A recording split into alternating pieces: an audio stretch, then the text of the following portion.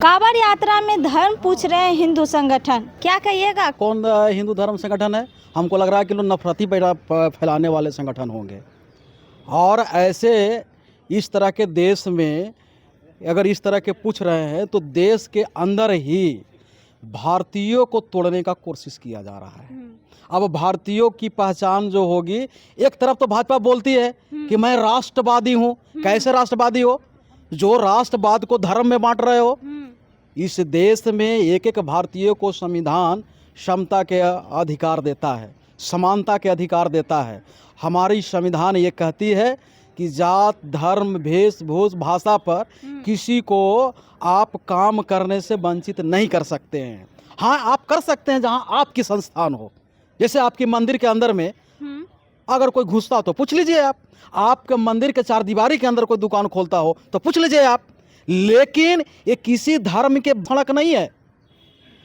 ये सड़क सभी धर्मों का रहने वाले भारत के लोगों का है। तो सड़क पर दुकान काहे नहीं खोलेगा? काहे नहीं खोलेगा? और आप कौन कहने वाले हो कि तुम जात और धर्म लिख के दुकान खोलो? ये जुर्म है। किसी के जाति और धर्म पूछना इस देश में सार्वजनिक स्थल पे ये जुर्म है। आप कैसे पूछ सकते हो? इसका मतलब ये जो सरकार है, चूंकि बाबा साहब ने कहा है कि संविधान तो हमने लिख दिया, पर निर्भर करेगा चलाने वाला पर। अगर संविधान मजबूत हो और चलाने वाला व्यक्ति बेईमान और कमजोर होगा तो मजबूत संविधान भी कमजोर साबित होगी जनता के बीच में। अगर संविधान कमजोर हो और चलाने वाला नेतृत्व शक्ति ईमानदार और मजबूत होगा तो कमजोर संविधान भी जनहित में सफल होगी और सत्य साबित होगा। तो यहाँ की जो सरकार है उसकी नीयत में खोट है, उनके चरित्र में खोट है और वो कमजोर है। इसलिए इस देश को धर्म और जाति में बांटना चाह रहा है। भगवा झंडा लहराया जा रहा है। नहीं, एक गलत है ना। आप सड़क पे क्यों जाओगे? आप कहते हो कि नमाज सड़क पे नहीं पढ़नी है। चूंकि सड़क सरकार की है। और यात्रा तुम कहाँ कर रहे हो? यात्रा भी तो सरकार की है। तो ये हम मानते हैं कि ये काम किया जाए, पर कहाँ किया जाए? तो आप अपनी धर्म की चार दीवारी में कर लो। लेकिन आम जन जहाँ सड़क है वो आप मुस्लिम गांव के हटा तो नहीं ना दोगे, उसके बिजनेस करने से रोक नहीं ना दोगे। और आप कौन कहते हो कि यहाँ लिखो कि मुसलमान की दुकान है? जितने दिल्ली में दारू की दुकान चल रही है उस पर लिखो वो दारू के कंपनी का मालिक कौन है, उसका जाति का नाम लिखो, तब हम मान लेंगे। जब यही चीज हो तो आप सारे प्रोडक्ट पर अपने अपने जाति का नाम लिखवाओ। निरमा साबुन कौन जाति ने बनाया, लिखो। चिप्स बन रही है, कौन जाति ने लिखा, लिखो। पर ये नहीं करेंगे इन लोग। इससे इनकी जात, चूंकि ये SC ST जो लोग हैं और अति पिछड़ा लोग है, ये थोड़ा सा कम पढ़ा लिखा लोग है। चूंकि इन लोगों ने दबाया है, शिक्षा में इनको पढ़ने नहीं दिया। आज संविधान मिली है तो पढ़ रहे हैं, पर अभी बहुत पीछे है। इसी को वोट रूप से बरगलाने के लिए धर्म कर रहे हैं। अच्छा, ये वोटर लिस्ट जो वेरिफिकेशन जो हो रहा है, इससे आप कितना सहमत हैं? ये वोटर पुनरीक्षण नहीं है, बल्कि भाजपा चुनाव आयोग के आगे करके ये NRC कर रही है। ये तैयार कर रहा है नेशनल रजिस्टर ऑफ सिटीजन। और इसमें ये जो दलित परिवार लोग हैं, जो अति पिछड़े परिवार के लोग हैं, उनको वोटर राइट जो है छीनने का इन लोग काम कर रहे हैं। ये वोटर लिस्ट आप पुनरीक्षण क्या होती है कि जैसे वो व्यक्ति डेथ कर गया है, उसकी नाम है, उसको हटाना है ना। वो व्यक्ति जो आज पटना में था लेकिन कल गुजरात में जाकर नाम अपना वोटर लिस्ट में जुड़वा लिया है, तो एक व्यक्ति का दो जगह नाम नहीं होगा, वो इसे व्यक्ति को हटाना है ना। लेकिन ये कह रहा है कि नहीं, आप साबित करो कि तुम नागरिक हो या नहीं हो, तब आपको वोटर लिस्ट में यह नाम जाएगा। तो भाई नागरिक साबित करने के लिए आधार कार्ड है, तो कह रहा है कि मैं आधार कार्ड के नहीं मानूंगा। पूर्व से जो हमारा वोटर लिस्ट में नाम है, कह रहा है कि जी नहीं, उसको मैं नहीं मानूंगा। तो किसको मानेंगे? तो आप स्कूलिक डॉक्यूमेंट्स दो, फिर नहीं है तो खतियान लाओ, नहीं है तो बैंक के कागज लाओ। और कब? 87 के पहले वाले लाओ। और जो वोटर 20 बरस के हैं और जो 23 बरस के हैं तो अपने बाप माँ के लाओ। तो इससे मतलब ये साफ है कि यहाँ के शेड्यूल कास्ट और अति पिछड़े की 85% आबादी पढ़ा लिखा नहीं था, तो उसके पास कोई डॉक्यूमेंट्स नहीं है, स्कूली डॉक्यूमेंट्स नहीं है, वो भूमिहीन है, कोई भूमि का कागजात उसके पास नहीं है, और बैंक और ये सब के इंश्योरेंस तो जानता ही नहीं है, ये सब उसके पास नहीं है। उसके पास है भी तो 90 के बाद वाला लोगों को पास मिला होगा। जब इन्हें की नौकरी उकरी लगी 90 के बाद तो उनके पास है। तो ऐसा इन लोग मेथड लगाया है कि ऐसा डेट फिक्स करो कि कम से कम 60 से 70% दलित और अति पिछड़ा का वोटर राइट छीन लिया जाए। शंकराचार्य हैं जो बोल रहे हैं कि संविधान से भी ऊपर मनुस्मृति है। नहीं नहीं, उसके घर में हो सकता है, उनके घर में हो सकता है, उनके प्रति उसकी भावना होगा तो उनके दिल में हो सकता है, पर संविधान से ऊंचा कभी यहाँ धर्म हो ही नहीं सकता।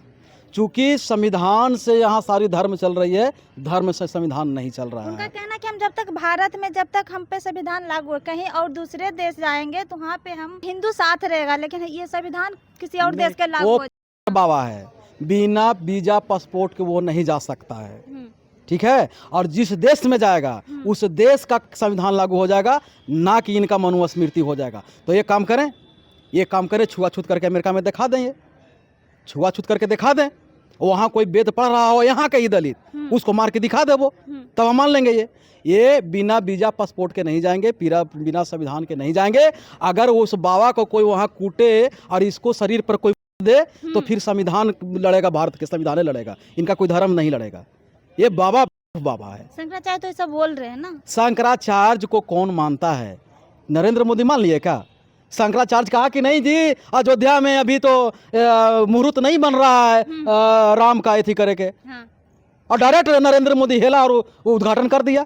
कौन सा शंकराचार्य, कौन इसका बात मानता है? धीरेन्द्र शास्त्री ये बोल रहा है। अरे बोल रहे हैं कि कास्टवाद से नहीं, राष्ट्रवाद से भारत विकास होगा। राष्ट्रवाद से? हाँ। तो कास्टवाद वाले कारण शंकराचार्य विरोध कर रहा है। शंकराचार्य तो रोज बोल रहे हैं कि नहीं, ब्राह्मणों ने सही किया, ये तो सिर्फ ब्राह्मणों का पढ़ने का अधिकार है, तो ब्राह्मण कास्ट है या नहीं है? ये हम बता दिए ना कि ये शंकराचार्य जो है जिस तरह से पहले लोगों को लूट रहा था, बेवकूफ़ बना रहा था, आज के दिन में ये बनाना चाह रहा है। तो शंकराचार्य ये मूर्खों का शंकराचार्य हो सकता है, धर्मगुरु हो सकता है, यहाँ पढ़े लिखे लोगों को नहीं है। ये तार्किक व्यक्ति नहीं है, तार्किक व्यक्ति नहीं है। बोल रहा है कि हम विदेश जाएंगे तो हमारा भारत का कानून यहीं लागू होगा, और विदेश में कुछ लागू होगा? विदेश में क्या लागू होगा? मनुस्मृति उनके साथ नहीं, ये इनको भारत इनको नागरिकता छीन ले, उग्रवादी घोषित कर दे, आतंकवादी घोषित कर दे, तब क्या होगा? बुलाओ, कहाँ है छुपा हुआ मालिया? कहे कि हमारे पास भारत का कानून लागू नहीं है। गजब है। वो आदमी जो है वो देश के कानून और संविधान को नहीं समझ रहा है। अब चोर जैसा ही भाग ही जाएगा तो अलग बात है। जैसे मालिया भाग गया, नीरव मोदी भाग गया और छुपे छुपे चल रहा है, वैसे ही छुपो। नहीं तो दुनिया के किसी भी कोने में रहोगे और अगर भारत को अपमानित करके और भारत के संविधान को अपमानित करके भागोगे तो भारत के कानून तुमको पीछा करेगा। धीरेन्द्र शास्त्री ये भी बोल रहे हैं कि एक पिता के 4 पुत्र होते हैं, तो पिता किससे प्यार करेंगे? चारों पुत्र से प्यार करेंगे। उसी तरह से ब्राह्मण, वैश्य, क्षत्रिय, शूद्र सब बराबर हैं। नहीं, पिता और माँ में अंतर है। तो बोल रहे हैं ना कि पिताजी किससे प्यार करेंगे? चारों पुत्र से प्यार। ये गलत बात है, उनको पढ़ा लिखा आदमी नहीं है। अगर एक पिता के 4 पुत्र हैं लेकिन 2 माँ है, तब क्या होगा? जिसकी माँ उसके पिता के साथ है उसी को पुत्र को ज्यादा मानेगा, और जिसकी माँ नहीं है उस पुत्र को कम मानेगा। तो उनको पता ही नहीं, खाली आ गया मन में कि एक पिता के 4 गो पुत्र हैं तो सभी समान करेगा। कहाँ पढ़े हो? और उसको 2 गो माँ हो जाएगी तब क्या होगा? अगर राम हम ये कर रहे हैं तो फिर दशरथ जी क्यों चूक गए? बताओ, समान प्यार कहाँ प्यार किए? कैसे राम को वनवास कर दिए? बताओ। तो ये तार्किक बात नहीं है। जो नहीं जानता होगा इनको सिखा लेंगे, जो नहीं जानता है उनको पर्ची भी खोल देते हैं, जिनको नहीं जानता है उनको स्वर्ग भी पहुंचा दे रहे हैं ये लोग। आप देख रहे हैं अनिरुद्ध बाबा कौन है, उसमें कैसे कैसे लोग सवाल पूछते हैं और कैसे कैसे ये लोग बोलता है। उन लोगों ने बोला, एक बाबा ने बोला कि आप अनाज गाय के खिलाओ, गाय जब पोटी कर दे उसको धो दो, उसको धो के आटा बनाओ और फिर आप जो है खाओ तो आपकी बांझपन दूर हो जाएगी। ये हो जाएगा? ये क्या क्या बाबा ये लोग बने हुए हैं। तो इन लोगों कोई तार्किक बाबा नहीं है। फिर डॉक्टर क्या करेंगे? वही तो कर रहे हैं। इन लोग कोई तार्किक नहीं है, इन लोग पखंड, इसी को पखंड कहा जाता है। ये सब पखंडी बाबा है। इनको बातों पर हम लोग को ध्यान नहीं देना चाहिए, बल्कि लोगों को जागरूक करना चाहिए। वो हम लोग काम कर रहे हैं। इस पूरी बातचीत पर आपकी क्या राय है? कमेंट बॉक्स में जरूर बताएं। धन्यवाद।